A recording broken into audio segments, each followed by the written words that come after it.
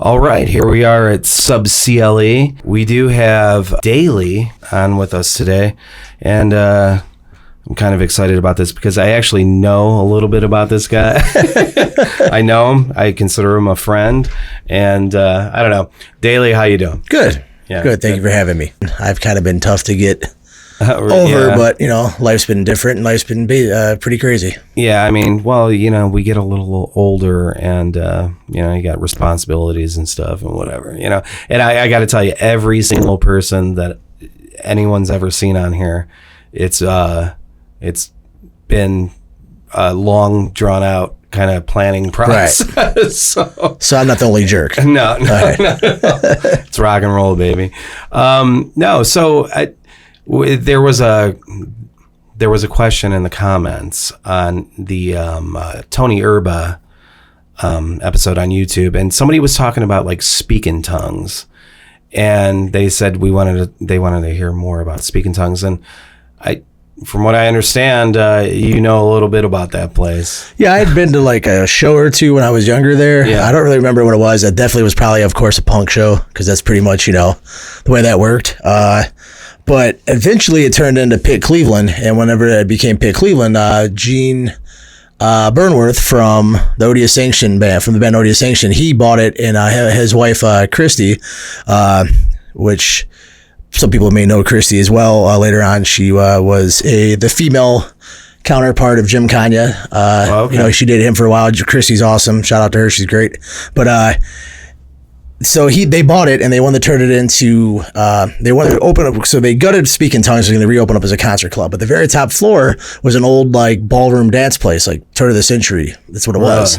And so it had a full stage, amazing hardwood floor, like impeccable, like still like in great shape, because it used to just be a dance hall that hadn't been used in years. Speak in Tongue was a venue that was not used for years. So then they turned the second floor into studio apartments, and I lived there for a while. Okay. So downstairs where Speak in Tongues was, he was trying to reopen up and revamp it, and then the basement they put a bunch of jam rooms. So So it was like a multi-level music complex. Right, yeah, and cool. I moved in there for probably about a year, and it was just an experience, man. It was like cool. It was like, you had to get used to Thursdays through Sundays. There's bands playing above your head, so it wasn't really like, peace and quiet. You can't have a female friend over and watch a movie because you're like, you want to get some popcorn? You know what I mean? Because, literally the stage is above my living room. So what I remember is they didn't have a liquor license, so you had to bring your own beer. Yeah, that's what I remember. So yeah. And I mean, so you don't know the Speak in Tongues as much as the Pit. Same kind of thing though. Well, BYOB upstairs, because the building, because they didn't have a liquor license either. So it had the same vibe, but it was more like death metal and thrash metal, and Speak in Tongues was more like just dirty, gritty punk is what I remember. Because I remember like one of the only show, maybe only there once for a show or maybe twice for a show, but I remember like hanging out as a teenager, like around the corner on like 41st or 44th, whatever, is in Lorraine, in a friend's van, shotgunning like warm beer. You know what I mean? Because we're still too scared to go in with our beer. Like they're not going to let us come in with our BYOB, so we'd get drunk in the car and then come in there and get wasted. And I remember seeing like a kid like shooting up dope and stuff in there. I'm like, this place is crazy. It was like a punk rock mecca. You know what I mean? So. I mean, how'd you end up like living there? Like, it's gonna. I was just friends. Lee Andrews, who I was in the band with for years, he was good friends with the Odious guys and with Gene. And when Gene was like revamping the place and turning it into apartments, Lee was like, "Yo, Gene has an apartment for rent." So I went over and talked to him, and then I got one apartment, and then across the hall, that's where Lee lived. And actually, my roommate at the time was Nick Mills. Okay. So him and I lived together for a while. Oh, right. Yeah. It was pretty. He lived there like. Nick was on here. Oh, yeah. I remember that. Yeah, I remember that. He was on here with my brother, right? Yeah. For sure. But so we lived there he lived there for about 5 or 6 months, and I lived there a little bit longer. But it was just, we're in our early 20s, and we're like, yeah, I want this. It sounded awesome. Like a concert venue. Bachelor pad, what I mean? And plus, too, we just rehearsed right in the living room because like it was a big open room. It was like a studio apartment. So like I had like a half of it was like living, like my couch and everything. The other half was just the band was set up. So I didn't have to worry about going to practice. Everybody came to my house to jam. So what were you rehearsing? The early Raised Heathens years, but it was HRH back then. We didn't go by the full name. Okay. Even though that's what it stood for, but we never went by it because it was always like, I always felt weird saying like, because around that time, like every emo band had like a 3-band name, and I was like, I don't want to sound like an emo band. But even that's what it was supposed to be, is Raised Heathens. So how did that come to be? You know, the band? So, yeah. So the band was before you moved in there, right? Yeah, like so a year it was or so kind of like before. a cool thing. Like you were, you know, in a band, and hey, here we are with this venue and everything, you know. Yeah, because we literally jammed like in our guitar player Pat's parents' living room at first, and then a garage, and we got kicked out over there, and then we like jammed in someone else's like house, and they got kicked out of there. Then we got like a Rock and Roll City studio for a while, and we were young and we were irresponsible, didn't pay our fucking rent. Got a lock on our door like Mark Silver would know. Shut you down. Yeah, so it's like, you know, we kind of had to go where we could go, and then also it was like, you know, we need a real jam room if we're gonna do this, and then I got this offer to like live in a jam room apartment. Nice. I was like, dude, let's do it, you know, and I pretty much wanted to do it just to do it for the band most of all. Right. And then of course it'd be cool to live in a concert venue until, you know, we're 20 years old. So was that the first thing you did musically? Have Raised Heathens? Or? Like that played out and did live? Yeah. Before that I wanted to be a drummer, and I played with some like kids in high school, and we sucked and we never did a show. Like we played at a bar one time or something, you know what I mean? It's like, it was down off of 71st in Harvard. We played a couple songs at like a corner bar, and all the old neighborhood drinkers were like, what the fuck are you guys doing? You know, nobody cared, you know what I mean? That was the first band, Right. So, I mean, Trip, James Meadows is your brother. Yep. You know, was he playing at the time? Did he have any influence on what you were doing? Oh yeah. I thank him for even like knowing, you know, like knowing music and having the love that I have for it. It's definitely him and my uncles. Right. Because I was a kid, like I was that kid that I'd rather sit in the house and listen to vinyl than go outside. And my dad used to be like, go play, be a kid. You know what I mean? I wasn't like video games. I was like listening to music. I used to like buy like Memorex tapes, like bulk when you used to, and I'd ask Trip to like record music for me. I get my uncle's tapes. I'm like, I want this album. You know what I mean? Like I was all about it. And like, you know, we're 10 years apart. So him and my oldest, or not my oldest, but the other uncle that's, you know, was my brother's age, he was the same way. Like they just turned me on to all kinds of music. It was always, you know, Trip bought me like my first vinyl when I was like 6, 7 years old. He bought me a Fisher Price record player, and my first two pieces of music was Cinderella Night Songs and Kiss Alive 2. So you know what I mean? Yeah. So yeah, he's, you know, and then he was, you know, always been in bands, and he used to take me down to his practice room when I was real little. So it was like, you know, I was just so really influential. Absolutely. Yeah. I started off my first gig. I'm sorry. Yeah. My first gig ever is I was his door guy when I was 14 at a bar in Garfield Heights called Urex. So there I was IDing people, like, are you old enough to drink tonight? And there I am, 14. I probably played with my band. I'm sure. There. Yeah. Urex. Yeah. Urex, dude, that's an interesting thing to talk about, because in Garfield, Urex, it was owned by some like Polish ladies, you know, and they had a couple cute Polish daughters that niece ran or something, the place and everything. Absolutely. Yeah. You try to talk to them, like the one had like, remember, didn't speak English real well, so it was like I was just like, I don't know what we're talking about, but it's cool, you're hot and I'm 14, this is awesome. Right. Yeah. That was cool. So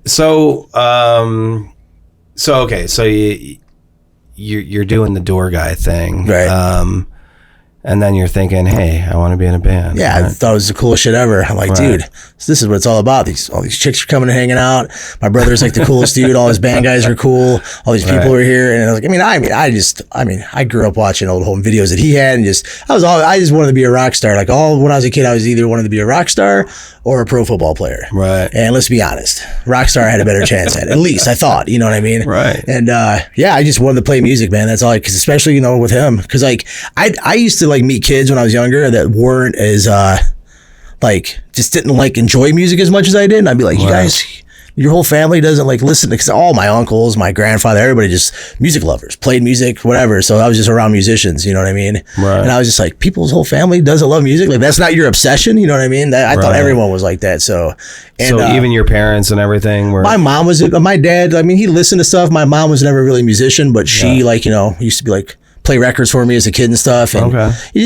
music was like a major thing in my household. Sure. You know, mom, every time she cleaned the house, music was playing. It was like, there was music for every occasion. You know what I mean? Yeah. And seeing, you know, Trip do with bands and stuff. And like, I remember going down to the Advocates jam room when I was real little. And then, you know, once he started doing stud bulls, I used to go to practice and do the shows and stuff. And I'm like, dude, I want to do that one day. And so I started a band because I wanted to be cool and go play shows like my brother. So how'd that go? How'd that come together? I'm still working a day job. So, but no, I'm just getting smart ass. No, it was great. No, it was awesome. I mean, I grew up with some neighborhood kids. I went to South High for a while. One of my friends that I met there, he's like, I play guitar. And so I started going to his house and we'd hang out, and his name is Pat Farron, and him and his brother and stuff like ended up being in a band together. You know, that's who was in the early HRH days. I mean, Pat and I started the band, and you know, he was like, I can play some riffs, and I'm like, I don't play like any instrument good enough to play in a band, but I can like pretend, you know, I know how to be a singer. I'll be our vocalist, dude. You know what I mean? And plus, so I want to be a vocalist too, because my brother always was, you know, in vocalist in bands. So I was like, I want to do that. Right. And then we just started we started off as like rap rock, like we were like Rage Against the Machine, because I was like obsessed with them. And then we were doing that whole thing, and then everybody's like, you know, everyone started hating rap metal a lot. And I'm like, I don't think we want to do rap metal anymore. And also we kind of like started getting into like hardcore music more and stuff. And then that's kind of where we ended up going, you know. Okay. And what year would you say this was? We played our first show in April of 2000. Okay. Yeah. All right. And how'd that go? We ended up doing a battle of the bands at the Agora Ballroom. Okay. And whoever won got to play with Mushroomhead and Blossom. Nice. And I don't know how we were on the bill, because we didn't deserve to be on the bill. All these other bands have been working and doing whatever. Uncle No was on it, and I think they actually one of the bands that won. And you know, we started off, we're like the first band to play. Our drummer starts to count off, and the drumstick flies out of his hand because he's like, you know, sweaty. And then the rest of the band starts, which you never do without your drummer. And then he's sitting there scared. So that explains the whole show. It was like 6 songs, just nightmare. It was like a train wreck pretty much, but we just kept doing it. Yeah. And for some reason, like, people kept offering us shows. I don't know, because I went to a lot of shows and knew a lot of people, but bands were like, hey, you want to open up?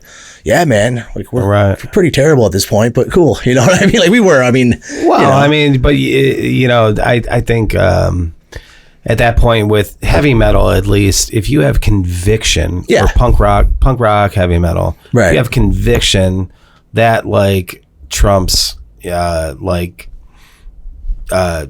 experience and it goes a far away. Yeah. If you play the part, people believe you. You know what I mean? Because I've seen some pretty shitty bands, but I'm like, that guy was killing it. He was having fun. I like these guys, you know. But it's like a guy trying to pick up a girl. You know, if you're confident. Yep. You could be a total douche. And, you know, you could still make it happen. You can definitely fake it till you make it, for sure. That's what we were doing. We were faking it till we made it. Okay. But I'm here to say I've seen your band.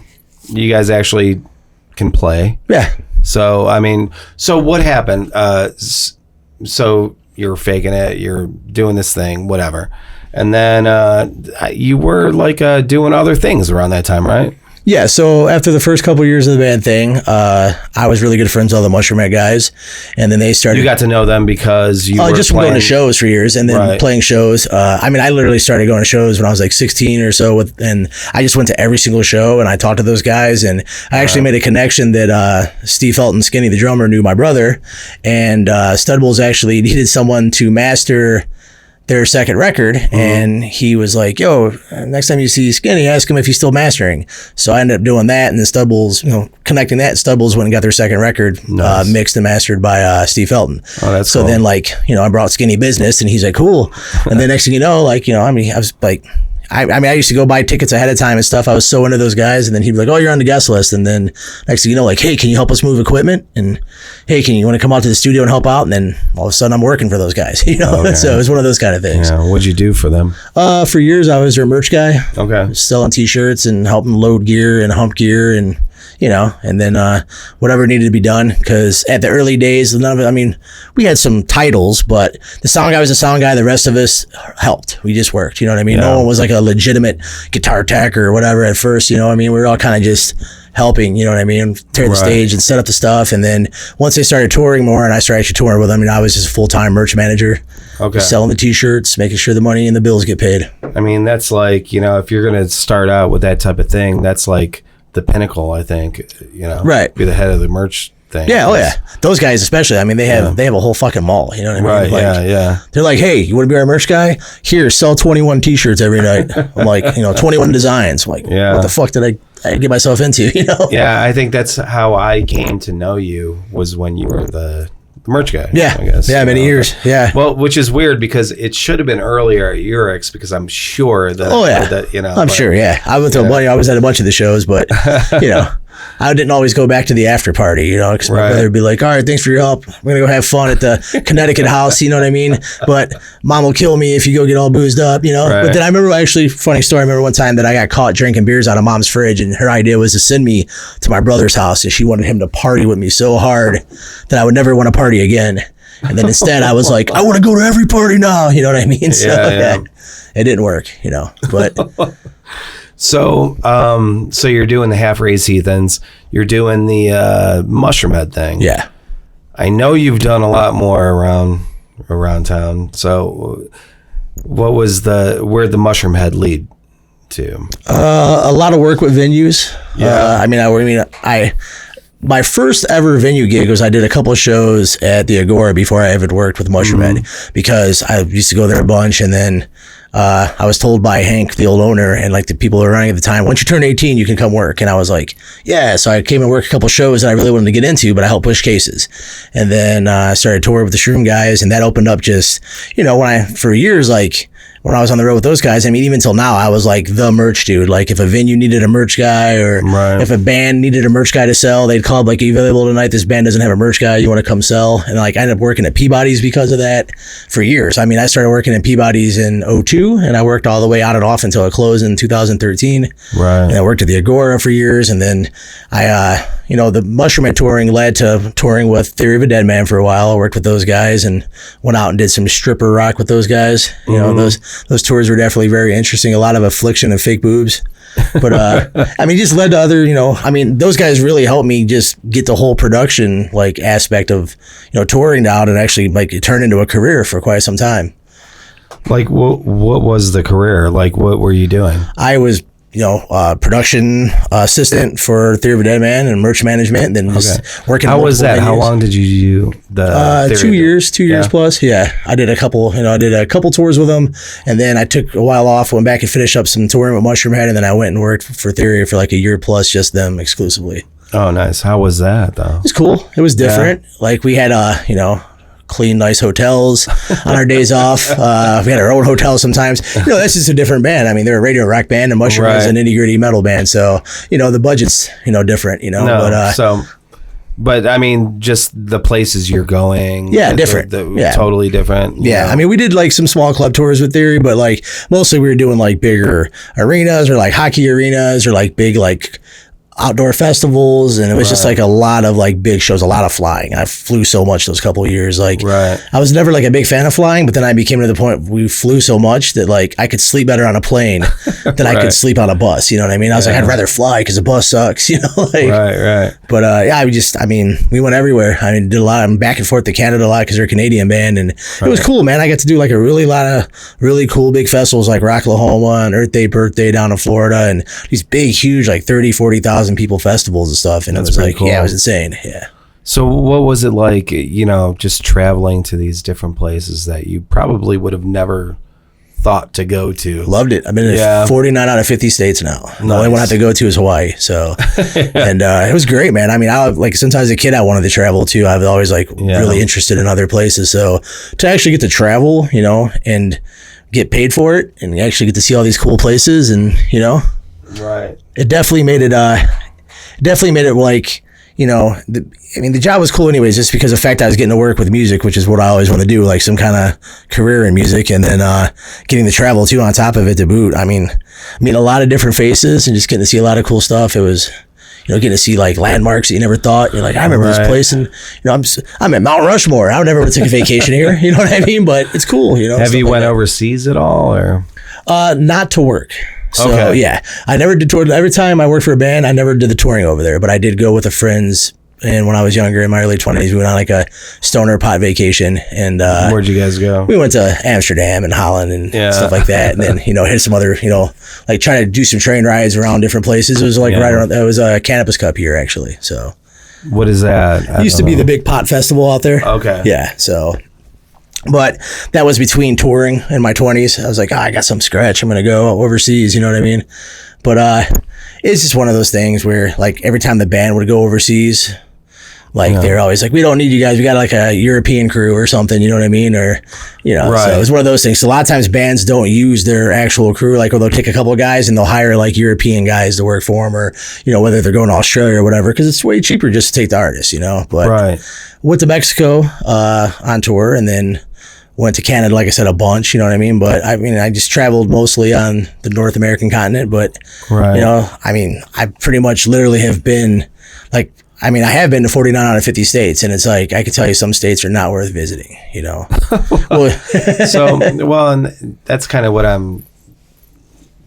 I'm wondering is, because I know for myself, traveling around, it's given me different perspective, and, I think, for instance, just before I really ever traveled anywhere, like I thought Cleveland sucked, you know what I mean? Because you watch on TV, you hear it, you're told it, you know what I mean? And then I traveled, and not so much that like Cleveland's better than anywhere else, but it's definitely not lacking in any way. No, and it made me grow to appreciate, where I live a little bit more. But just going overseas and seeing things and seeing how very similar it is to over here, you know what I mean?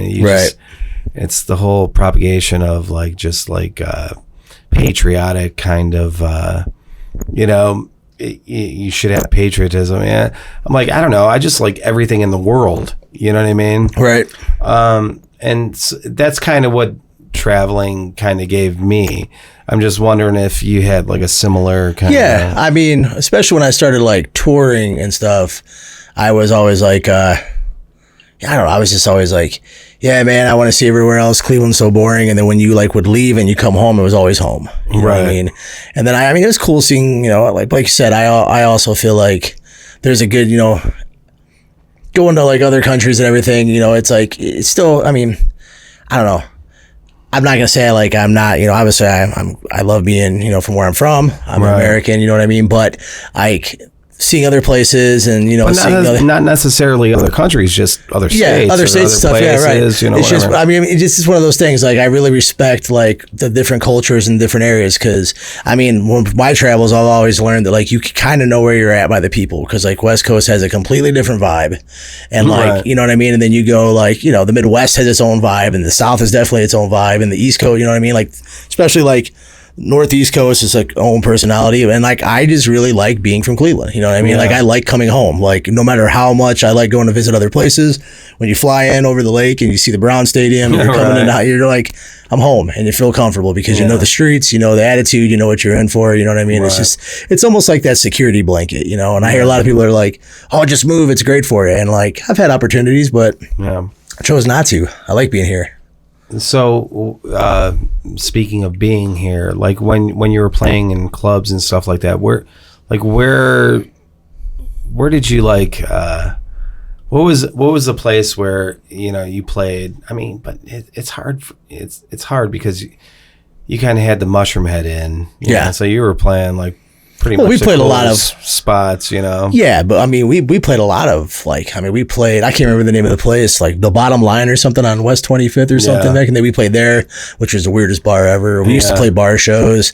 I played everywhere, man. If they would let us play, I'd fucking go. Like What's your favorite spot, man? My favorite venue that I ever played? Yeah. Like legit the best shows I've ever had was probably honestly at Peabody's. Yeah. Yeah. Yeah, it was very eclectic because they would have so many different bands playing, Right.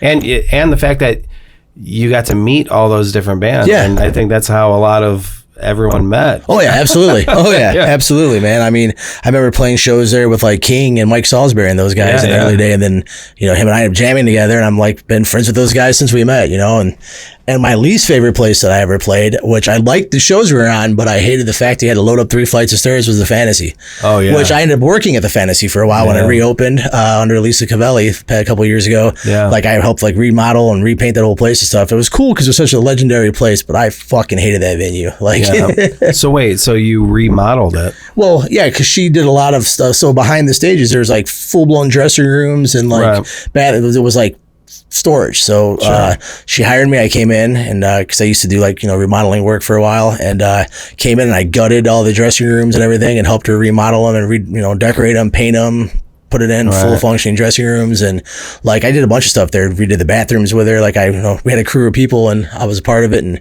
I was actually like, head of security for her and kind of like our head of construction for a while. I was doing a lot of stuff, a lot of painting, a lot of work. Then I repainted stuff downstairs in the chamber for her and everything. Like I did a lot of work over there a couple of years ago. So you painted black on the walls? Yeah. Well, originally the hallway going into the chamber was white, which was always ironic. And I painted it black. Okay. She's like, this has to be black. I'm like, how has it never been black? You know what I mean? Like, yeah. So I did paint a lot of stuff black.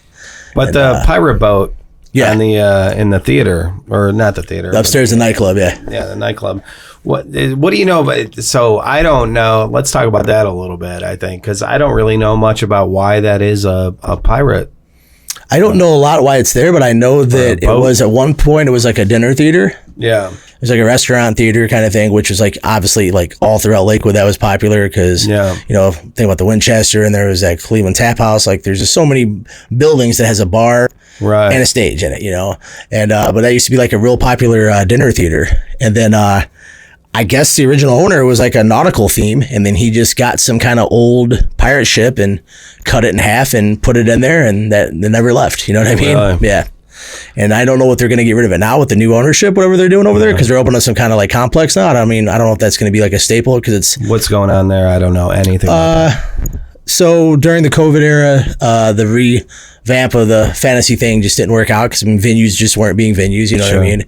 And some project came in and bought it, and I guess they're just going to try to aim it towards LGBTQ community. Okay. And just, because it already had, you know what I mean, like that, there's a lot of in that area, yeah, right. Yeah. And they're just going to kind of like keep it like an entertainment complex, like, focused towards, that crowd, and that's what it's going to be. And I don't know what they're doing with the upstairs, but I know that the very corner, the Symposium is opened up again as a bar now. I'm not sure exactly. I haven't been in there yet. And the chamber, I think I don't know if it's reopened or what, but like they're redoing all the storefronts and everything, and it's going to be everything. It's part of this whole project they're doing. That's cool. It was always kind of like growing up for me at least, you had the fantasy, you had, and then the chamber, and then, all that. And then you had across the street, that was many different places. Yeah. I think Blind Lemon. Yeah, I played there was Blind Lemon. Thing. Yeah. I remember. Then what did it go to? I don't know what. I think before that it was like Cleveland Cafe or something before that, and then it was Blind Lemon, and then it went to the Hi-Fi. Right. And then Billy Morris did the Hi-Fi there, and then it went to the Foundry. That's like as long as I've been playing, it was Blind Lemon, Hi-Fi, Foundry. Yeah. And have you worked there at all? Oh, yeah. You've worked. Oh, yeah, of course. Yeah, when I was working for Lisa Cavelli, absolutely, yeah. When I was working for Lisa, I took care of like staffing her security and was doing security for both venues, the Fantasy Complex and for the Foundry. Yeah. Yeah, because that area right there, so you have that, everything we just mentioned, and then you have Brothers, which is kind of like blues, whatever. Right. And then you have, Now That's Class, which is now No Class. Yeah. Keeping it real, which is great because I'm just glad that like it's kept like a part of the name, and the new owner Emma and her husband Mike Jockum, they're just great people. I love those two. They're awesome, and I mean they're gonna do. I mean, Now This Class always had its like thing, you know what I mean? But like I feel like with Emma being a part of it now, it's definitely going to broaden like the tours and the shows that come through. It's still going to have that like Now That's Class vibe, you know what I mean? But like Emma's awesome. She's like got an awesome vision in everything she does, and I'm really excited to see what she does because all the shows she's been booking so far have been killer. I mean, she had a sold out midnight show on a weeknight, you know what I mean? Which is cool because that band's just a legendary Cleveland band. So she's really good at what she does, and I'm pretty excited that she's doing it. When I found out she was buying it, I was like, that's the perfect person to buy it. You know what I mean? So I don't know if you know her or not, but she's awesome. She might be someone you could talk to her, and she said she's just getting that whole thing going. In a couple months, she might want to come on and talk about it. Yeah, it'd be awesome. You should. She's a lot of fun. She's a big personality. So no, that's cool. All right, so wait. So we were at you were doing the gigs with the touring with Mushroomhead, and then with Theory of a Deadman. Yeah. And then what? Around 2013, I decided I didn't want to tour anymore 2013, 14. I just like, man, my niece, I didn't really get to watch her grow up. Right. And then like a lot of family stuff. My mom had a lot of health issues and like I wasn't there for it. And I just felt like I had like, still wanted to be a part of everything at home, and everybody just moved that way and I wasn't a part of it anymore. So I had like this weird depression going on for a while and stuff. Like it was weird, man. Like I was just like, I felt homesick even whenever I was home because I wasn't like a part of everyone's regular, like all my friends that I grew up with, like that I was still trying to like hold on to. Like everyone moved on and got married, bought houses, had kids. And then I was like, oh man, like I don't have, a steady relationship. I like every time I have one, it's failed, or I date a crazy girl who like breaks all my stuff and punches me in the face, like, you know what I mean? It's just like, it was a real toxic environment. So wait, the Amber Heard, Johnny Depp thing?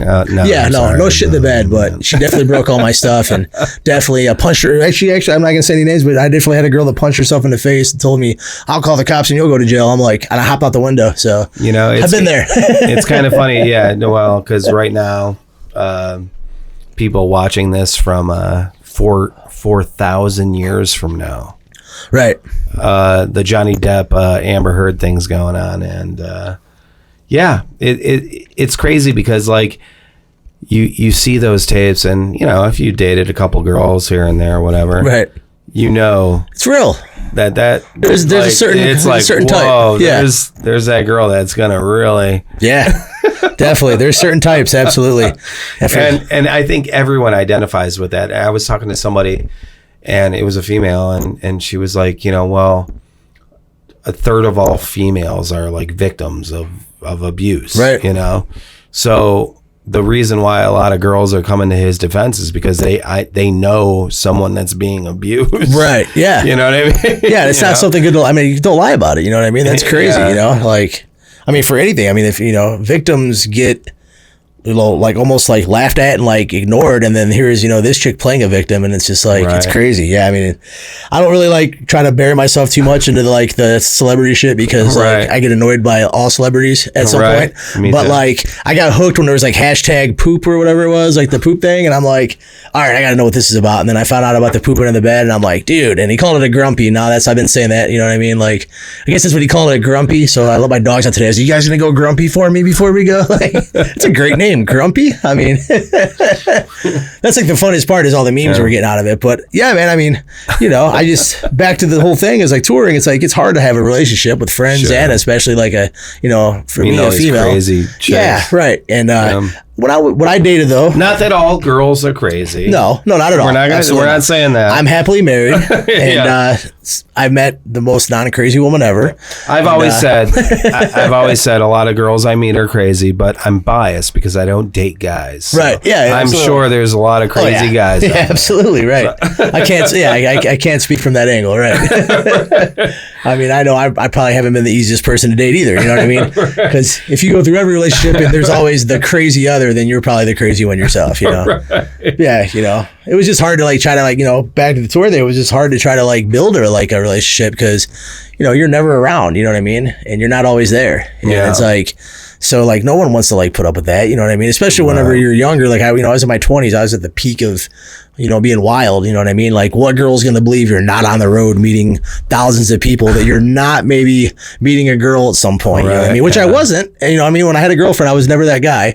I did have fun on the road. I can say that. There's a lot of stories I could tell you, but it's like when I was with someone, I was always faithful, but it's like. Tell me like the hottest story right now. Oh yeah? I've got some, but I don't know. I've been in some crazy moments in my life. Yeah, I can say that. And I've done some crazy things, but it's like But it's never anything that you're like, yeah, man, that's what I want to do for the rest of my life. We were kind of talking about, before we started, recording, like, eventually in life you're like, you want to kind of stop being that guy because you used to be just a hornball, you know what I'm saying? And now it's like, at a certain stage of life, you're like, I kind of got that like in my early 30s because just felt really left behind. I was like, oh, my friends are married. Everyone has kids. Everyone has homes. Sure. I didn't get to watch my niece grow up. My mom's like really needed me and I haven't been there. And so I was like, I'm done with the tour. I'm going to be a home-based guy now. Yeah. And that's what I did. I started working like day jobs, and then I also worked at like Agora and Peabody's while it was still open until the end of 2013. And I just tried to be like non-touring guy. And like a year or so into that, I was like, I got to go back on the road. So I really bugged the Shroom guys for a while, and then they gave me like a couple tours here and there when they needed help, because I'm like, I need that fix, man. You know what I mean? Because I miss the smell of diesel and finding a clean shitter as soon as I get to the venue. You know, like just when you do it for so long, like you start to miss it. You really do, because it's what it was a part of my life for almost 13 years. 13 years. So yeah, you start to miss it. Well, I'd like to know, like, when you first got in with the whole Mushroomhead guys, and what was that like? So you know, because you're obviously like, whatever, you got your own band, you're doing your thing, whatever, and then you get with these guys, and then they start like touring around. So you're kind of helping them tour around. Like, how was that? Like, just, you know, kind of being picked up and just kind of being shown. Yeah, it was cool, you know, man. I mean, I learned a lot from those dudes. I learned a lot about the business itself, because I didn't ever really knew how the music business worked. You know what I mean? I didn't know about, you know, how tour support was, and, you know, how everything you did cost money. You owed it to your label at some point. I learned a lot about the record label and the record industry. I learned a lot from those guys. You know what I mean? I learned about a lot about what I didn't want to be a part of. You know what I mean? Especially the early days when they were on Universal Records. I just saw the way they were treated throughout their contract, and I was like, man, it's kind of shitty, you know. But so what was the whole deal with that and the Slipknot guys? So what I know of it, because I know a bit just from being around, is that Mushroomhead guys were offered a contract by Roadrunner Records, and they turned it down because they wanted Mushroomhead to sell their merchandise rights for years, and those guys have always been making a living off the merch. You know what I mean? So this is true, because I've heard this was the rumor, and just to hear it from Okay. Yeah, and because some of the Roadrunner guys came out to one of the World Series of Metals that used to be at the Agora all the time, and like met them, and they talked whatever, and it never happened. And then next thing you know, Slipknot came out a couple years later, and you know, very similar costume, very similar thing. And then when you find out about their contract, you know, because it was publicly talked about at one point that they didn't own the rights to their merch for 10 years, it's like, it sounds really similar to that other mass band from Cleveland that turned it down. And obviously, you know what I mean, like, it really stole a lot of those guys' thunder. You know what I mean? The Shroom guys have always worked hard, but like, if Slipknot wasn't a thing, I feel like they would have been bigger than what they've ever been. You know what I mean? Because you know, because then people that don't know the origin goes, oh, this Mushroomhead band's a ripoff band. You know what I mean? So they had to live with that for years, you know? And my first full tour with them was on Ozfest 2002. And we got that a lot. Like, when you meet people, it'll be like, oh, you're working with Mushroomhead? That's a Slipknot ripoff band. You're like, fucking A, man. You know what I mean? So heard that a lot. And I was like, you know, those are my friends. And I was like, really like, fuck you. I was a different person back then. I was always, you know, fighting the good fight at that point. But, yeah, you were fighting the Cleveland fight. Yeah, right. Yeah, yeah, man. It was just like, no, you don't know the story. I had to tell everybody the story. You know what I mean? Like, fucking don't understand. Then eventually, I learned that, like, you know, that's not my place, and it's also just, it is what it is at that point. I'm not going to change anybody's mind, you know. But I used to have arguments with people when I was in my early 20s about who came first. You know, the chicken or the egg, Mushroomhead or Slipknot. You know, so. Well, I mean, I think us in Cleveland know. Oh yeah, what absolutely. Came first. Yeah, absolutely, and. It just, we in Cleveland was whatever. Cleveland as a whole, we are Cleveland. Yeah. No, and I think we definitely yeah. I mean, obviously, but I mean, I've always said, you know, there was that argument, but then Mr. Bungle was really first. Yeah, yeah. So. Oh yeah, absolutely. Yeah. And my brother, I remember one time asked some of those guys, he's like, I saw you guys at the Empire show. Like, was any of that an influence? And some of them were like, nah. And then some of them were like, oh yeah, absolutely.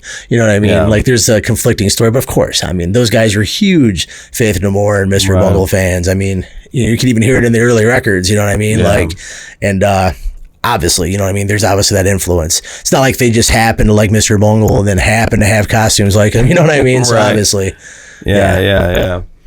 No, because I think the first time I saw them was at Flashes. Oh, right on. You you saw the early stuff. My first was 95, like late 95, 96. Like they were on that at time. Yeah, I think they played right after Hatrix and Environmental Hazard. That's awesome. Yeah. That makes sense, right? Right? Yeah. What do you know?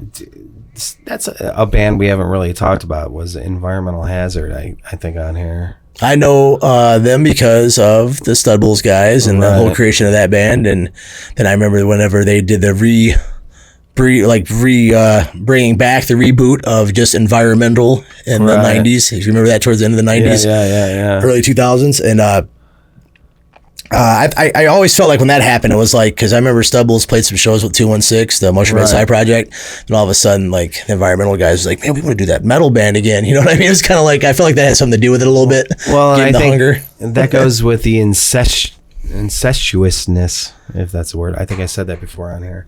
But, you know, it's like Hatrix, then Mushroomhead, then you got Mushroomhead, then you got the side band from Mushroomhead 216, and you know, you had Environmental Hazard, their side band, Studbull's Disco Biscuit, you know, and it's like all these things kind of like, you know, the last few people I had on here, you know, they were talking about all these different bands with all these different people in it. Absolutely. And I think that's what you know, I even said, like, with the whole Seattle thing, you know, it's like all those guys played in bands. You know, and it creates a sound and a scene. You know, its own thing. And I think Cleveland definitely has a sound. Oh yeah, absolutely. What are you listening to now? I'm like guilty of not listening to new music. Yeah, I'll find some stuff new, you know what I mean, that I like, but I mean, I try to be open-minded and everything, but like I like anything new. Like, I have a thing too that, like, I don't really listen to a lot of new metal. I've always been this way. Like, I listen to everything but metal when I'm trying to write metal, because I have a new project going. So when I'm like trying to write metal, I listen to everything besides metal, because I feel like if I overdo it, like, I just start like getting bored with it. You know what I mean? And I listen to a lot of rap, a lot of hip hop. I'm that guy, I love it. And I love a lot of like trip hop and stuff like that. Like, I listen to probably a lot of music you probably wouldn't expect me to. I mean, maybe you would, but like, I listen to a lot of stuff, you know what I mean? Like, I listen, I'm not ever been a country guy. I'm that dude. Maybe old outlaw country, cool, drink a whiskey with your buddies, but like, I keep up with like as much as I can. But what am I really listening to new? Probably just new records from people, you know what I mean? No really new bands. I mean, if you have a suggestion, I'd love to hear, you know what I mean? But, you know.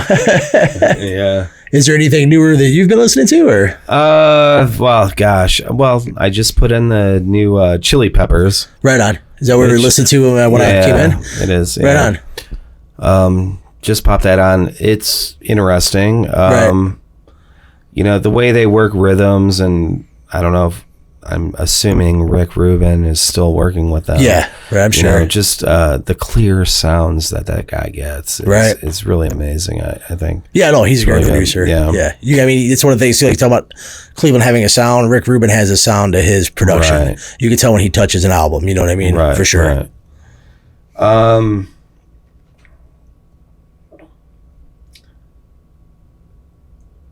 What are some of the other bands you were playing in?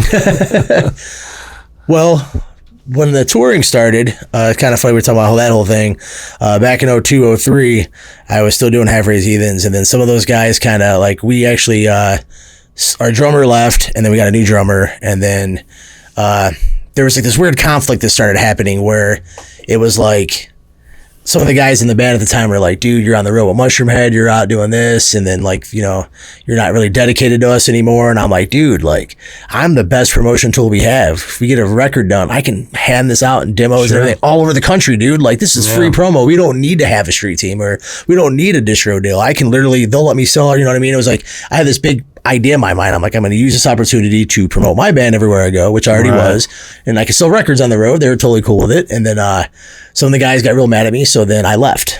And then I ended up joining a band that was already together for a while, Snatch. They were around for a couple of years in the early 2000s. Ben Hollowell, Lee Andrews, who ended up being my drummer, and Raised Heathens. Like, it was our band together. Played in Above This Fire. He was in Ringworm. Man, he's had quite a few bands too. I can't even name off the top of my head. And then I ended up jamming, and Steve Rockhorse jammed with us at one point, who has been in every band. He's like the Swiss Army knife. He's like the Eric Matthews at bass. So Eric Matthews is every band drummer, and Steve Rockhorse has been like the bass player in every band. And now he's also the vocalist that replaced Jeff Hatrix in Mushroomhead. And him and I started a band together as well. We had a hardcore band and a funk band. we're doing like a funk Chili Peppers type thing called AKA, because we didn't know what we were going to call ourselves. So also known as, you know. And then I did a hardcore band with him called Contempt of Life. And then it was with a couple other guys, guitar player Matt Brewer, who was in Ringworm at one point as well. Everyone's been in Ringworm, I feel like. He was also in Integrity at one point. I agree, yeah. Yeah. And then drummer guy from Stowe called Ryan Manier. He's been in a couple bands, but like, we know, just straight hardcore, you know. So that was like 2003, 2004. I was doing those projects, doing like 3 things at once. Okay. And I was just trying to do whatever I could. I was like, because I was touring so much, and I was like, I don't want to just keep working on the road. I want to play on the road. You know what I mean? So I had that hunger. You know, it was always like, absolutely. Yeah. I was like, I don't want to be the guy that's always lumping the gear. I want my gear being lumped one day. Right. Well, which actually brings me to like, what is your drive? Like, what is it that like makes you want to make music? Now it's almost like therapy. Yeah. Does that make sense? You know? Absolutely. Dude, yeah. Yeah. It's like, now it's like, cause I kind of gave up on the hope of, you know, like rock stardom or ever. I mean, one day it'd be cool, like maybe to have some records sell so I can, you know, make a little bit of cushion financially off of it. Appreciated. Yeah. But now I do it for A, just the love of music, and B, just because I like writing lyrics, and like, you know, writing in your notebook was cool when you were a teenager. And we talked about earlier, like trying to be the artsy guy. But then eventually I'm like, I got all these ideas and songs I wrote. I just want to scream it over something now, you know what I mean? Right. And just the fun, man. Just I being on stage has always been one of my favorite things. I'm like I'm a total ham. I like attention. I'm not gonna lie. I'm totally that guy. Well, I think that's a human thing, right? You know, we want to be seen, right? You know, yeah. It's definitely a plus. I've always said that I like the process. I like the process of writing it, recording it, doing it, whatever, you know, practicing it. Yeah, absolutely. And then performing it. Yeah. You know what I mean? Of that whole process, it's the beginning process. It's actually getting that thought or that feeling expressed in some way. And I think that's why, whether or not we like anyone knows it, I think that's why everyone does it. You know what I mean? Just to get that feeling expressed in some way, you know? And I think with heavy music, you know, it's like, obviously you had some hurt maybe or something, you know what I mean? And that aggression, you know, it's good to express that aggression in some way, you know? And I think that like, as we get older, you know, it's like, well, you're not that aggressive. You've already expressed it. You know what I mean? Yeah, I feel that. Yeah, absolutely. So what are you doing now? Do you do anything artistically right now? Well, I started a new project. Yeah. We got a couple songs written and doing it. We're calling it Oxjaw. Okay. And so it's bass player Trevor Love, who is let's go into that though. The cook over at he was the main guy slanging burgers and wings over at the Foundry. And he definitely made that kitchen pretty popular and put it on the map over the past, you know, handful of years. He's an awesome dude, longtime friend. I've known him since I was like 15. Actually, how I met him the first time is he was blacked out drunk. I punched my friend in the face at a Guar show at the Agora. And I'm like, who's this asshole? My buddy's like, oh, it's my friend Trevor. He's blacked out. And then I was like, I'm going to beat this guy's ass. And he's a big guy. When I was a teenager, he was still the biggest guy in the room. And that's how I met him. He sucker punched my friend, but I've been friends ever since, you know, and I'm 41 now, so it's been a long time, definitely quite a few years, but he's a great bass player as well. I mean, he's an amazing artist too, and so, you know, I've always wanted to jam with him. Well, he's a great cook. Yes, right. Yeah, he really is, and he's really passionate about everything he does. I mean, the dude always has like 5 or 6 jobs. He's just one of those dudes, he likes staying busy. Yeah. And he's that guy, and I admire it because I don't want more than one job, you know what I mean? But Trevor's like, I'll work 6 because that's what I do. He's that guy. Like, you're crazy, man. Right. Then on drums is Jeremy Wilson. He would jam with Fishula for a while, and then he was also in Brouhaha. Sure. And then the guitar player is a friend of mine, Tony Massey, and I feel terrible because I just met him a year ago. His girlfriend is a really good friend of mine, and that's how I met him. We were looking for a guitar player, and she was like, hey, you know, bring my boyfriend over and let him, you know, check it out. And he was in a band. He was in a touring band, like an indie band for a while, and the name escapes me, and I feel terrible about that. So I feel really bad. I feel like texting him like, yo, what's the name of your band? But I was jamming, and I just really wanted to do like hardcore thrash, and met this guy, a little over a year ago, and less than a year ago. And then he was just like, dude, he's an amazing riff player. Like, he was like, I got some songs if you guys are interested, and send me a video of all these riffs. And I'm like, dude, like, he's one of those dudes, like, you play a guitar and, it's like, you write a lot of riffs, but then have you ever met a guy that just literally every time he turns around, he has like 5 new songs? That's him. Like, he just that's awesome. I'll get videos like 4 or 5 videos at 8 a.m. He's like, oh, tell me if you like any of this. I'm like, you already wrote a whole song, dude. You know what I mean? He's that guy. So it's, it's hardcore, tough guy hardcore meets thrash, that kind of stuff. And we're hoping to probably have an EP recorded by then the summer and do some shows in the fall. Where are you planning on recording? I talked to Steve Rockhorse, actually. Okay. He has a studio. I don't know if he has an official name yet, but he's been recording a lot of hardcore bands and different projects around town. Steve Rockhorse is the singer, the vocalist of Mushroomhead now. Okay. And he also plays bass in the very popular cover band Old School that does all the 90s and 80s hip-hop songs around town. Have you heard of that? No, I don't. Oh man, they sell out like all these places. They do, man. It's pretty crazy. It's a good time. They play they have literally, they do like late 80s to early 2000s like hip-hop and dance music. Sweet. And then it's great to see all the like 40, 50-year-old women, not dancing in time or rhythm, but it's great. It's a good time. So he actually if I'm not mistaken, the board he has is an old Bill Korecki Mars board. So he made sure that since Mars wasn't a thing anymore, that he was, keeping the board alive. And so he's, got some of Bill's gear. And he's recorded a bunch of bands. And so I kind of told him about the project ahead of time. And, we talked about it. And I was like, I'd really like you to do it because I want that sound. And he's all about that Cleveland sound like you talked about, Right. And so he wants to keep it as raw and real as possible. And once we're ready to go, we're going to go record with him. Nice. So it's either, not that there's one or the other that I really wanted, but I also, wanted to maybe record some tracks with Noah as well because he's a great engineer. And, he's also been showed interest, always like, yo, whenever you're ready to come record. Right. He's always been that guy that's like, yo, man, always like, open arm extended. Like, if you ever want to come record with me, let me know. I'd love to do something with you. So, I definitely have options. And it's cool. It's cool to know so many people are so talented, especially, awesome.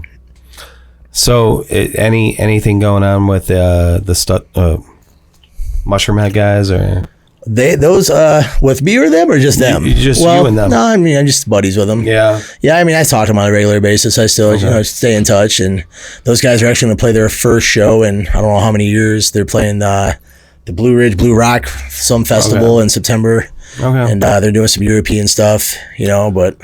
So this project you're doing though, when's that gonna happen? What? Our goal is to probably try to have like an EP or something done by end of summer, like mid late summer, and then we'll start doing shows in the fall. What are your lyrics about? My lyrics have been all over the map, all over life. But pick out one that a lyric or one topic. One topic. Yeah. I've definitely talked about, which I don't like talking about all the time, hanging out and having conversations, a lot of political stuff. Yeah. It's always really, but I've always been one of those people that I enjoy a vocalist who writes very vague so that you can kind of almost interpret your own meaning behind the lyrics. Right. And that's kind of what I've always done with lyrics. Like, even though I know what I'm talking about, I kind of leave them vague and kind of, open to your own expression. But a lot of it comes from, most of my lyrics I've ever written either comes from personal life things, or a lot of my like thoughts about the state of the world and the political climate, or even just like the state of the world and the way humans are treated. You know what I mean? Yeah. It's because like I don't really think humans are treated well. Like not all humans. A lot of humans treat other humans terrible, and I write about that a lot. Right. I especially in and a lot of it's American politics that I don't necessarily, like I said, talk about in social gatherings, so I get it out in lyrics. Okay, yeah. I've always tried to keep things vague just because I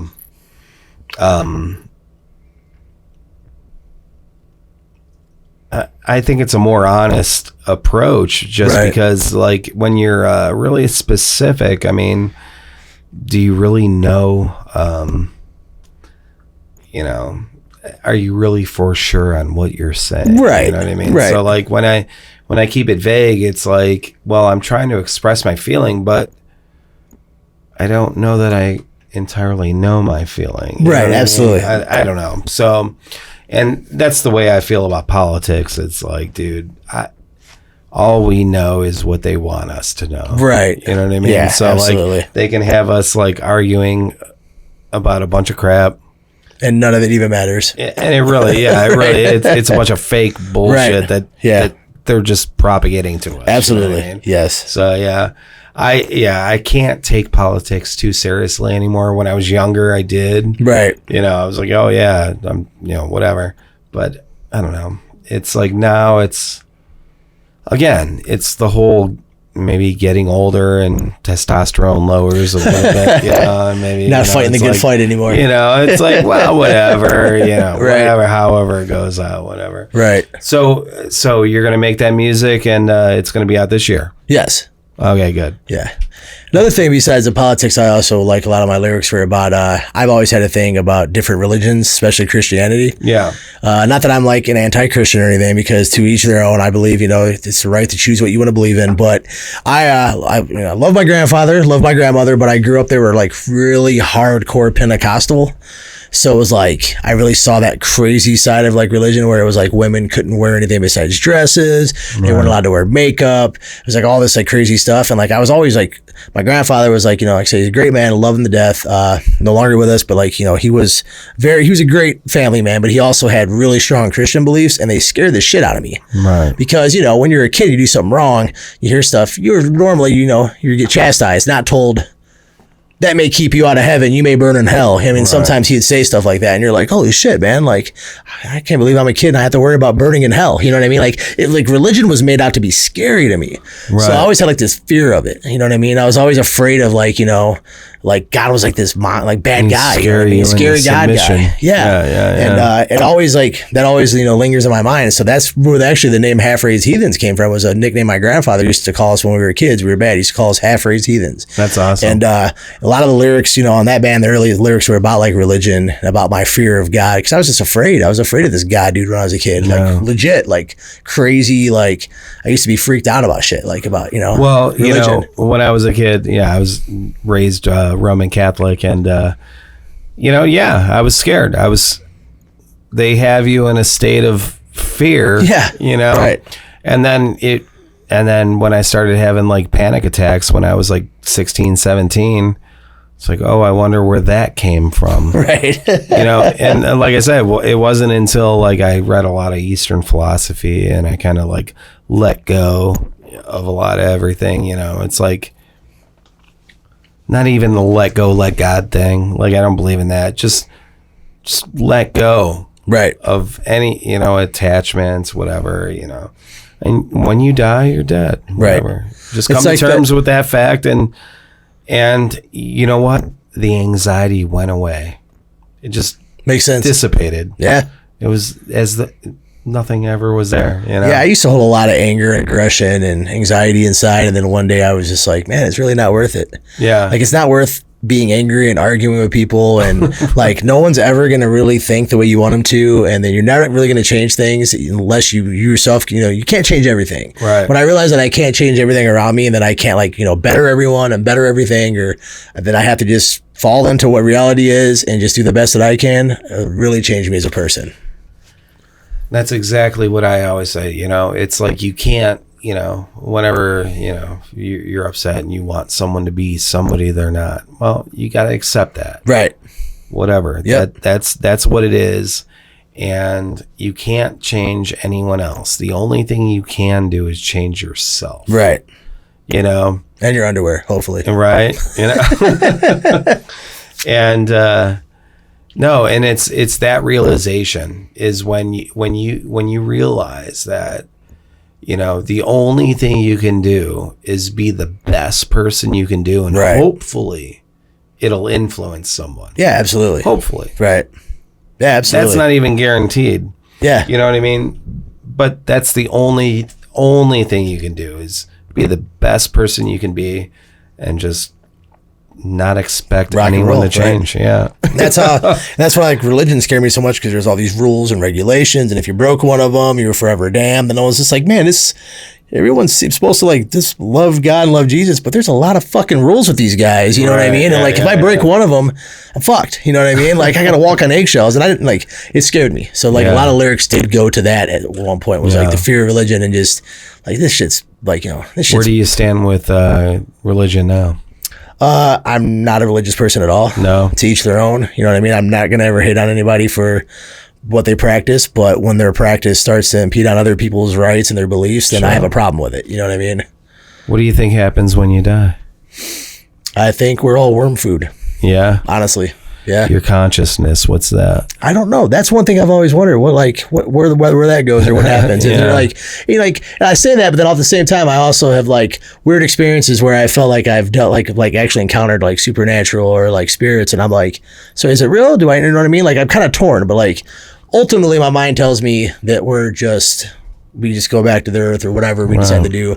That, like, you know, we're just a speck on the whole grand scheme of things. No. The part of you a part of you wants to believe there's something after. No one really, like, unless you're a complete nihilist and you just really hope it's over. Right. Everyone wants there to be something after. You know what I mean? Right. Everyone does a little bit, you know, and that's why I also take music real serious too. And I've told, you know, I remember having a real heart to heart with my drummer years ago. Like, that's why I really want to record music and put out albums, because when I'm dead and gone, the only thing that's going to be left is what I leave behind as memories, and this art will still be here, hopefully. You know what I mean? Right.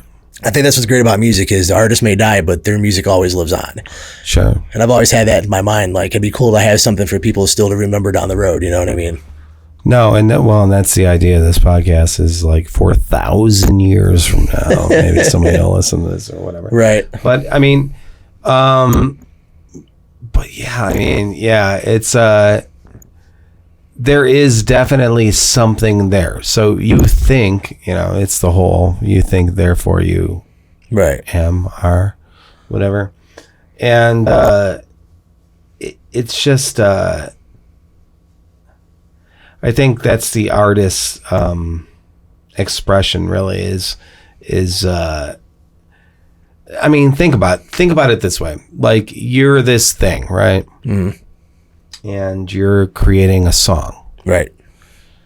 And where does that song come from? Right. You know what I mean? It's part of you. So but what are you? Right. You know what I mean? Right. It's you're just a channel, right? Like, yeah. So, you know, I've had dreams, you know, and it's like, think about the dreams. It's like you dream these things, and it's like this house or whatever you're in, or whatever the fuck, you know? And you're in this house, and you know the house, but it's never really your house. No. Yeah, it's so weird. That's a common thing. It's a weird thing. Yeah. Where does that come from, though? Right. I've thought about that too. You know what I mean? It comes from somewhere. Right. You know what I mean? So when you're writing a song or you're doing something, you know, there's a thing, you know, that was in band Kalo, you know, they have the we have a Faulkner a quote where it's like, to create something that has not existed before. So like, when you put together, even if it's a shitty song, even if it sucks, it's still something that has never existed before. Right. It's something completely new and brand new. You know what I mean? It's a really awesome way to think about it. You know? It is. It really is. Yeah. It's something new. Absolutely. Right. So I'm just wondering where you sit with this when you're sitting down to write a song. You know, what are you tapping into? Like, right. You know, it's weird because like I've never like been like, all right, I'm gonna write this song about this. Yeah, right. I've never done that. I'll hear a song and something triggers something in my mind. And exactly like kind of like what you're saying, like, where does that come from? What about that song makes something in your mind go, this is what I want to write about? It's just weird. Like, I've never been like, I want this song to be about X, Y, or Z. It's just like I hear a song, I hear a riff, something comes into my mind, and I'm like, that's what I'm going to write about. It just is kind of like it's like organically I feel what that song needs to be about. It's amazing that comes into your mind, though. Yeah, it really is. Yeah. It's weird how the human mind works. Yeah, absolutely. Yeah. You know? But, and then people like stake claim on it and say, oh, that's mine. Right. Well, I don't know that it necessarily is. Right. That's a good point. You know, it's like, where did it come from? Right. And that's, I think, the whole consciousness thing, you know, it's like, what is consciousness? Why do we feel this way? Whatever. Because it's like, if I were to cease to exist right now, well, everything I just thought and everything seems substantial. That was a thing, right? Right. Yeah, that's crazy. Apparently not. Yeah, that's a really good way to think about it. And I always think too, it's like when you write, especially if you really write and you write from your heart and you write honestly, I feel like everything that's ever influenced you, artist wise or life or moments in life, every bit of like your art is in like, there's a piece of that, you know what I mean? Right. So everybody kind of expresses each other, you know what I mean? Like all your influences and everything is always in whatever you do, you know what I mean? Whether, even like your family or your friends influence you in the way you like, every little bit of a person's life is made up of everyone else that they've encountered, you know what I mean? And just to think about the way that works, you know what I mean? It's mind boggling, you know, it really is. Every little experience in your life has had some kind of effect on the next day or the next minute or the next hour, you know what I mean? And it's weird how that works. When you go to California and they say, hey, I know you have this Cleveland accent, what do you say? I say, what the fuck are you talking about? Yeah, I don't hear it. Yeah. But I mean, then, you know, people point out. That's the thing though, yeah, right? Yeah. Oh yeah, absolutely. Like, oh, I knew you're from the Midwest, or I knew you're from Cleveland. You got this accent. It's like, go fuck yourself. Or you say pop. No, I don't actually. I say soda, and everyone makes fun of me at home because they're like, you're from fucking Cleveland, you sell out. You know what I mean? I'm like, I don't know. Pop just sounds weird to me. I always said soda. I don't know why. I was in LA and man, they were like, so you're from Cleveland? I'm like, wow, that's amazing that you can pinpoint. Yeah.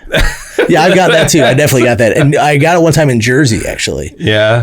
We were on the road and I met some girls and they're like, oh, you're from Cleveland, huh? And I was like, what the fuck? How'd you know? They're like, oh, you guys got Cleveland accents. I'm like, that's a fucking thing? You know, I found out New Jersey. I'm like, you guys have an accent. If anybody has an accent, then you're like, no, you do. No, you do. You know, you're having that moment with them. And like, you guys don't realize you do? Like, oh, no, we know you do. But you guys never admit it. Like, that's what the girl told me. Like, no one from Cleveland ever admits they have an accent. And I'm like, well, fuck me. You know? Right. No, the first time I realized it was, I think I was 16. I went to Myrtle Beach or something, and they were like, oh, yeah, you're from Cleveland. And I'm like, what the fuck? Yeah, it definitely started happening to me when I was touring. You know what I mean? 'Cause I know a little bit of traveling family stuff when I was younger and this and that, but like really, you know, going out and hitting the West Coast and stuff, and it's like you meet these people and it's just like it's a whole culture shock, and people know where you're from, you know. Yeah, I've definitely experienced it. They're like, you know, lots of time there's always, you're somewhere back, we're from like Indiana or Illinois or something. Like, no man, I'm from Ohio, fuck you, you know. Like, don't ever say I'm from Indiana, you know. But but Ohio is different than Cleveland, really, it is, though. right? I mean, because you can go to Akron, they have a different accent. There's like 5 different like states. I mean, 30 minutes away. Yeah. It's a totally different accent. Totally different lifestyle too. It really is. Yep. I mean, I moved out to Kent and I meet people from Kent out, you know, now, and it's like, it's definitely like, it's just a different way of life. Yeah. And people are different. People definitely talk different. People definitely act different. It's just a different vibe. Cleveland has its own personality for sure. Yeah. Well, what else do you have to say, man? What do you got for me? What do you? I don't know. Did I already wear you out? Already wear my welcome out with you, or what? The welcome is not worn out. I think I ran out of questions. So what you're currently doing? What right now? Well, I'm married and I live in Kent now, and I work. Kent. Yep. Right by the university. I did not know that. Right across the street. I literally live, if Robin Hood was still open, I could walk there in 5 minutes. That's wow. Yeah. Okay. And my wife and I bought a house out there. I spent a lot of time out there. People thought I went to Kent State, but I did not. I think I just hung out there all the time. Right? Yeah. I remember the first time I was ever out there. We played there quite often, yeah. First time I was ever out there was at the Robin Hood with my brother for Stud Bulls there, yeah. Okay. And I'd never been to Kent before. My brother's like, you want to go to Kent with us? I'm like, yeah, sure. And then we ended up going, and they did the show, and somebody who knew that was going to the university let us come to their apartment and all crash out afterwards. So you have like a 2-bedroom apartment in Kent by the college with like, 6 band dudes, the little brother dudes party, and it was just like a whole sausage party going on in this little apartment. You know what I mean? That was my first impression of Kent State. I was like, all right, cool. Like, and the show was pretty wild, and I mean, the Robin Hood was a cool venue. You know, it was definitely interesting. Yeah. I think Swampy, ran our sound. Swampy. Wasn't he the same guy that was at the grog shop back in the day? The name sounds familiar. Yeah, I was trying to figure out why I know that. I've definitely heard the name before. I think he was at the Robin Hood as well. Right on. Have you been to the Outpost that's out there now? No. Yeah, I went to a couple of shows there. It's just not, I don't know. Yeah. Not that it's a terrible venue, but... Is there still a library or... No. In Kent? Yeah. Like an actual library? No. Oh. I'm like, yeah, I hope so. I mean, I hope most cities the bar. Oh, no, I don't know. No, there's not. I have confirmation from my wife that's hiding, who's a Kent alumni. She grew up out there. So, yeah, I don't know a lot about it. I mean, that's the thing, too, is that I haven't really got to experience and get to know that. I mean, I know the area, but like, you know, moved out there during the pandemic and everything was fucking closed. So I still haven't been to a show at the Zephyr yet. I keep hearing that from everybody, and, you know. It's a cool wind.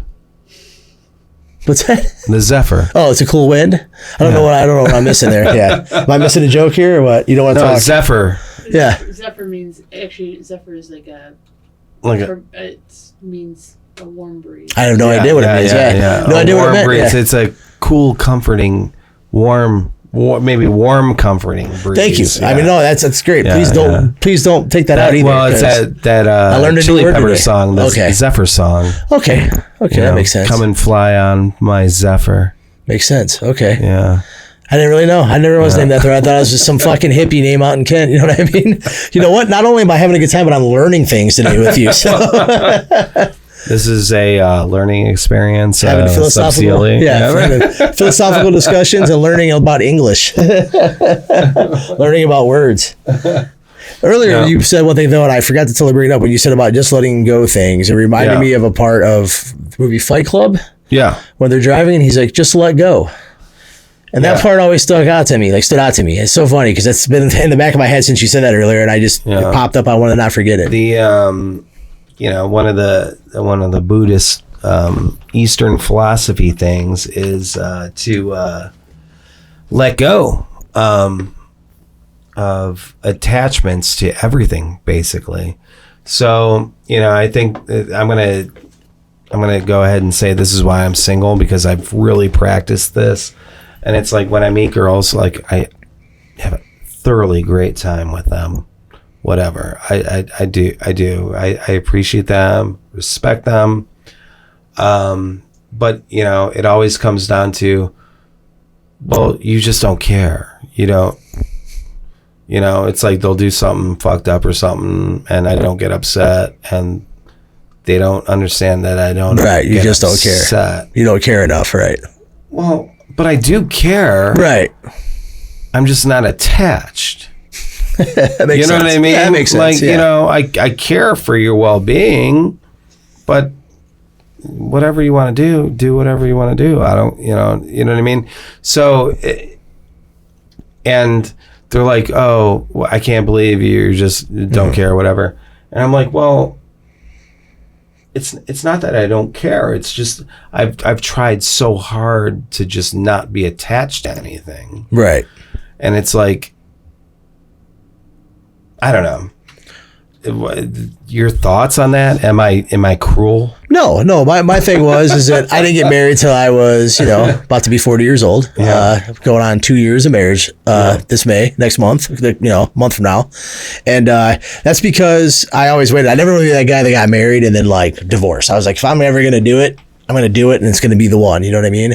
Because it's kind of like, I feel like to have a successful relationship and to settle down with someone, you have to find that person that you both care about each other the same way. Does that make sense? Absolutely. Like some people like want you to care about certain things. It does, like you said, just I care, but like I don't care about that. And that's where it causes conflict. You know what I mean? Once again, making someone be a way that they're not. You can't do that.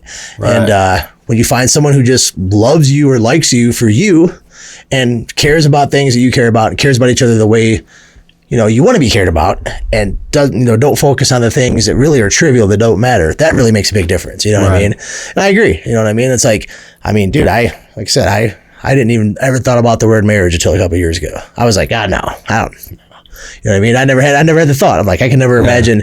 I guess when I was younger, I used to this dumb saying, like, I couldn't eat the same breakfast cereal every day. You know what I mean? Like I used to say that, that dumb saying, but it's like, you know, I also like just never found anybody that, you know, like, just made me go, that's what I want. And then I did, you know, and it's just because I met the person that cares about me the way I need to be cared about, and I care about them the way they need to be cared about. And that's it. You know what I mean? It really is. Yeah, no, I totally agree with you. You know, there's definitely, I definitely feel as though two people can like enjoy each other for the rest of their lives. Yeah. You know, I think most times, you know, they run their course and things move on and things change. You know what I mean? You know, whatever. Yeah, I definitely feel that because, I mean, there's definitely people that are... I have friends that I don't think I'll never be friends with. You know what I mean? You know, whatever. But that being said, you met this certain person, may or may not be here. I don't know, whatever. But and the whole vegan thing.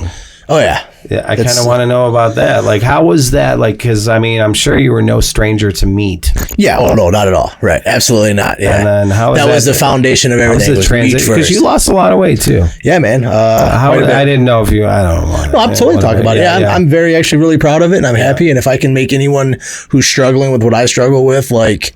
I tell people because I feel like there's a lot of people that don't really talk about the things they struggle with, especially with like their body or with their health, because everyone doesn't like automatically if someone, no matter like what situation you're in, a lot of people like don't want to ever talk about how they feel about themselves or their body. You know what I mean? And I used to be the same way. And I was super depressed. I was like at my lowest. I was, weight wise, 438 pounds at one point. And I'm sure I was heavier than I was super sick. I was trying everything. I was doing keto. I was doing this and that. I was trying all these different things. And I got real sick. And I found out that I had a bleeding ulcer. And I went and saw a doctor. And they pretty much told me, like, your blood pressure is high. You're literally like, you have gout. Like, you're getting, you have like all those kinds of inflammation on your knees and stuff. Like, your bad circulation. Your cholesterol's through the roof. And like, your stomach's bleeding. Like, you need to like change, or next time I talk to you, we might be talking about how long we're going to have you around kind of thing.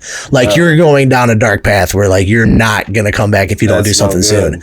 Yeah. So I just, one day I was like, I was super like, just depressed and down. And I mean, that was just where I was in life, man. I just was like, and number one, mentally and physically, I was just in a bad place. And then I started just kind of like deciding like, what am I going to do? Like, am I just going to say, fuck it? Am I going to just throw the towel in? Because at one point in my life, I was like, man, I'm already past the midlife point, how I've taken care of myself. Like, I don't care if I wake up tomorrow. Like, I literally was at that point where I was like, I don't even care if tomorrow's the last day. I'm going to live my life the best way I can. You know what I mean? Living the best life. All I was doing was just polluting myself. You know what I mean? I was party boying it, and which is cool. I mean, I don't knock anyone who has a good time, but I was just like, I was almost doing it to the point to where it wasn't fun anymore. Sure. You know what I mean? And I just wasn't happy, man. I worked so much to keep my mind. You ever work so much or keep yourself so occupied just so you don't think? That's where I was at in life. Yeah. And then when I had a doctor tell me, you're not good, you're gonna die soon if you don't stop this, I was just like, all right. So I wanted to try this vegetarian shit. You know what I mean? I want to try that at least, because he told me that maybe incorporating more fresh fruits and whole foods into your diet will help, especially with the cholesterol and the inflammation, this and that. And all right, cool. And then my wife and I were friends at the time, and I talked to her quite a bit because she's been vegan for years and she's a very healthy person. And I kind of started asking her about tips and stuff. And, I was like, I don't want to go vegan. I'll never stop eating meat, but, try the vegetarian thing. And then, we talked a bunch, and I tried this. And even when I went vegetarian for a while, I started seeing a major improvement in my health. You know what I mean? Mm-hmm. But I still had a lot of health issues that was based off of things I was still eating and still doing whatever. So then her and I started dating, and then she was like, try this vegan challenge with me for 90 days. You don't have to go through the whole time, but see what it does for you. And I was about it. I wanted to try things. Right. I was always open to trying, something that was going to be better for me. You know what I mean? What I mean? And then I started the 90-day challenge, and I never went back. And here I am 3 years into it. Nice. Yep. 3 years this June. Nice. Like, straight up, So how much weight did you lose? I am now at, my lowest I weighed myself was at 306. Oh, wow. And I definitely was higher than when I got weighed at 438, but I definitely think I was around at least 450 at one point. Wow. That's amazing. Yeah. That's amazing. Pretty insane, right? I mean, I was wearing 5, 6X shirts. They were like snug, and I was like not able to find clothes. And now I'm like finally throwing clothes away and shit. Like, I'm like donating stuff. I'm wearing 3X t-shirts, which is great because now I can wear every band shirt because they always have a 3X or a 2X that I can fit. You know what I mean? I used to have to be like, oh, I love this band, but I can't buy your shirt because you don't have a shirt in my size. So were you always heavy, like as a kid and everything? Or? Yeah, I've always been chubby. Yeah, I mean, I fluctuated all my life. You know, when I was younger. I mean, I played football, and I, was never like always super big, but I was always a chubby kid. You know what I mean? I was husky. Had the husky pants in school, right? Like the pants size when you're in second grade, you never want to have, but you had the husky jeans for boys. Right. You know, I was always. My dad's a bigger guy. My mom was always a bigger woman. My brother was the skinny one. He was always slim back in the day. When I first met him, he was like super thin. Yeah. And, so was it the diet? Was it the everything they fed you? I don't know what was. Yeah, man. Yeah. I could go in. We could have a whole nother segment about my childhood. Yeah. My parents, I'm not going to talk shit about my parents. My dad, he's him and I, have a good relationship, and my mom's no longer with us. But we definitely didn't have health first when it came to food and things like that. I don't think anybody back then. Yeah, especially my family either. Yeah, it's food. You know what I mean. There's a lot of food, and then like a lot of times I was like kind of taking care of myself because Tripp and I our mother had a bit of an alcohol problem, and Dad worked a lot, so there's a lot of times I was alone. And when you're a kid at your house and you want to drink that soda and you want to eat that, them snack cakes that are in the cabinet, you're gonna do it because no one's there to tell you no. So, and like I loved food. I always have. I'm a foodie. I mean, even though now that I'm vegan, I still fucking love food. You know what I mean? Right, sure. But now I care about more what I put in my body, and I never thought it was ever gonna affect me the way it was. Yeah. No, yeah, that makes sense. I mean, because I remember when I was a kid, on my dad's side of the family, I mean, it was all home cooked Italian. Right. It was all Italian, whatever, old world stuff, But my mom was, an alcoholic, and so I ate a lot of crap, growing up, 'cause she was the one that raised me or whatever, But I was always thin. Right on. It wasn't until maybe I hit 30 where I started packing on the extra pounds. You know what I mean? I was always chubby, but that's what happened to me is like years of touring and living off of like booze and beer and whiskey and pizza all the time, on the road. You fucking get on the bus in the night, and there's 3 Domino's pizzas, and you get yourself a couple slices and drink a 6-pack to go to bed. Right. And eventually you hit 30 and your body's like, guess what? Right. All those years are coming back on you like this. You know what I mean? Yeah. And I bulked up, man. I mean, all of a sudden I'm at 350. Next thing I know I'm at 400. Next thing I know I'm like, Jesus, where's this all coming from? It's bad. So what do you think of Cleveland Vegan over in Lakewood? Do one of my favorite restaurants of all time. Yeah, hands down. Okay, let's talk about that because I happen to like that place a lot. It's amazing. It's one of the first dates I went out with my wife. She was like, she's like, let's try this place. Okay. And she was worried that I wouldn't like it. And then now, like, whenever we go, it's amazing. No, like I was taken there by a vegan, my friend Nicole, and she, dude, I was just like, well, the food is amazing. Yeah, it's really fucking good. No, it's like, who cares if there's meat in it? Right. No, it's amazing. Yeah, they know how to make. I mean, that's the thing. Like, I've been there with non-vegans, and they're like, "Fucking food's awesome." You know what I mean? Like, and you're non-vegan. It's like, but I mean, if good food's good food. You know what I'm saying? Yeah. I mean, I eat a good majority of. I try to keep off the meat. You know what I mean?